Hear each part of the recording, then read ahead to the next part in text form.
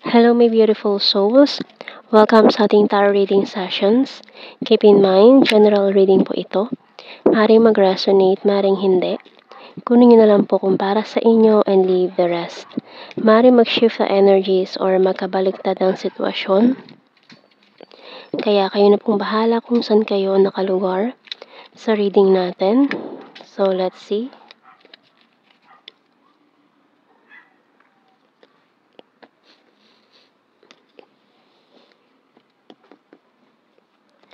The Strength card. Knight of Swords. Five of Cups. Seven of Wands. Two of Pentacles. Two of Cups. Judgment. And the Wheel of Fortune. Bottom card natin, Eight of Wands.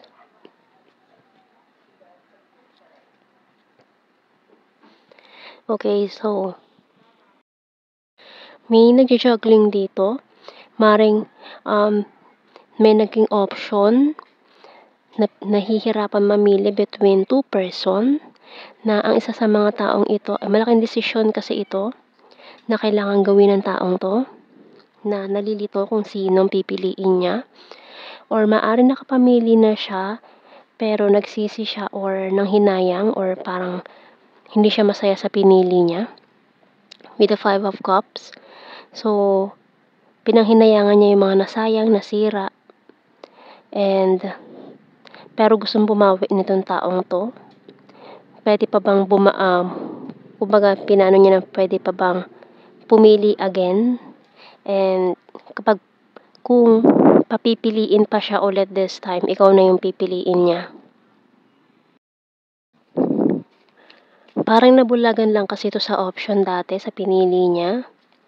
Pero biglang gusto niyang bawiin yung mga desisyon niya noon.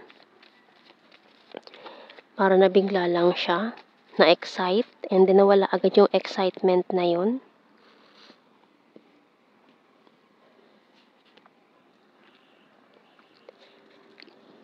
Traffic lights, closed book, money, newspaper, bell, and perfume.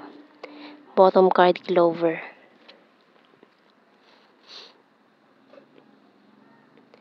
So, maring for some of you, sinarado nyo na itong kabanatang ito or this book.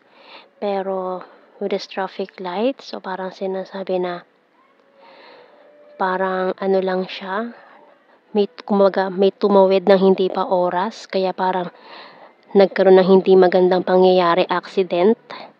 Kasi hindi niya hinihintay yung go signal na pwede nang tumawid. Kaya parang may na-aksidente or dun sa desisyon niya ngayon, hindi maganda yung kinahinatnan.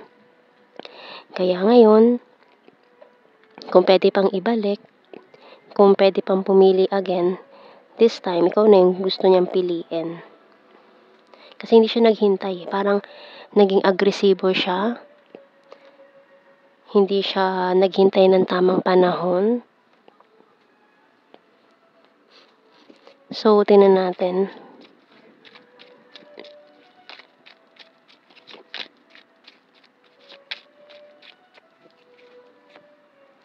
Yun, na-excite siya eh.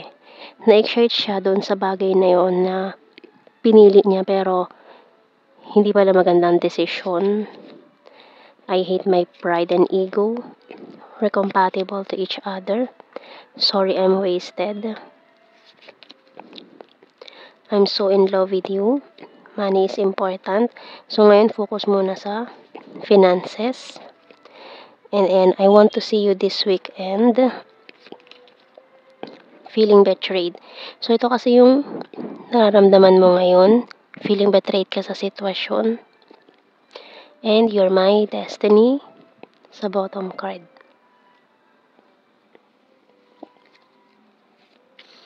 So, tingnan natin. So, pasensya na kung hindi nyo ako masyadong naano ngayon. Ayan. Medyo maano pa rin yung lalamunan ko. Namalat kasi ako. Ayan, nawalan ako ng boses. So, tingnan natin.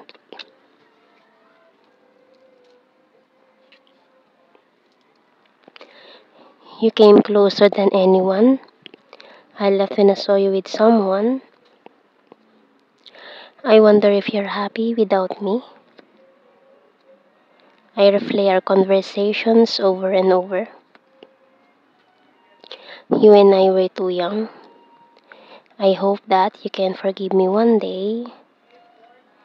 I feel you even though we are apart. I wish I could share my good news with you. So, ayan, marami siyang gustong i-share na good news, ayan, with this newspaper then. I know I was a distraction from your pain.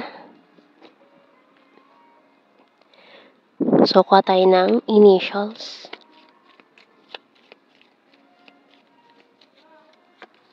Letter T, A, I, X, D, H, G, C, and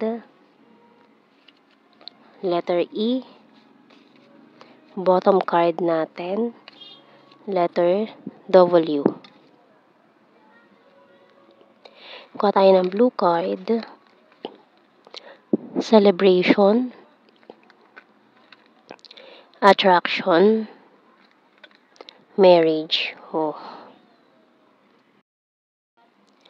Kasi kung kayo talaga ang destiny nitong taong to, malamang sa malamang, ayan, with the wheel of fortune, gusto niya mangyari isumantong na kayo sa marriage in the very near future. So, tingnan natin. General signs and messages. Perfect smile.